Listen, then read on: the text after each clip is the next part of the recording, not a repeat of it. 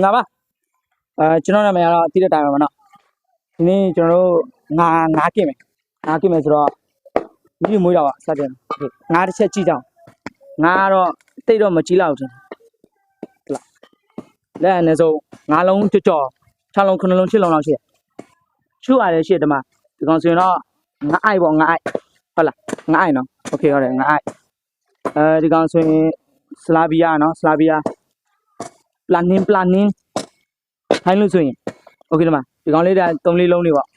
အများကြီးရှိတယ်ဒီမှာဒီကောင်တွေရောဒီမှာရှိတယ်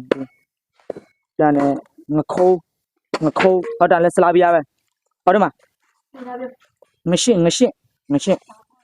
စားဘူးကြလားငရှင်းကတော့ရန်စားကောပြီးဒီမှာဥစားတွေငှက်တွေပါတွေရှိโอเคပြီးတာနဲ့ပါတွေရှိသေးလဲဒီကောင်ဆို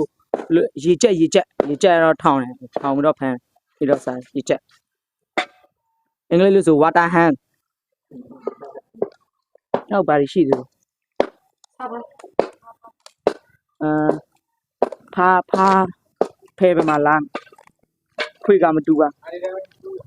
မတူပဲလေဒါကတော့ဒီမှာရေကြက်နောက်တစ်ကောင်အကောင်လိုက်ပါပဲဒါသူပေါင်စိတ်ဥစားအကလုံးနေပြီးသားပဲဒီမှာတော့ခယူနောက်ပြီးတော့ဒီမှာငဖဲတွေရောရှိတယ်အများကြီးပဲဒါငဖဲနော်ငဖဲအများကြီးပဲ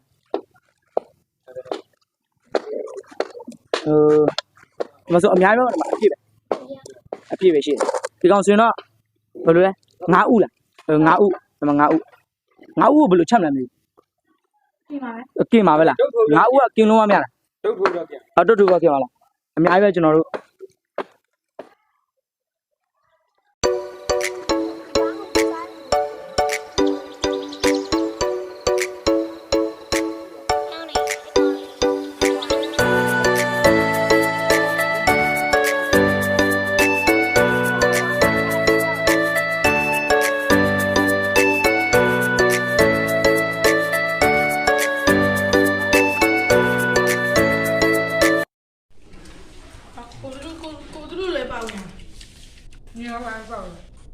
ကျွန်တော်ပါဝင်မယ်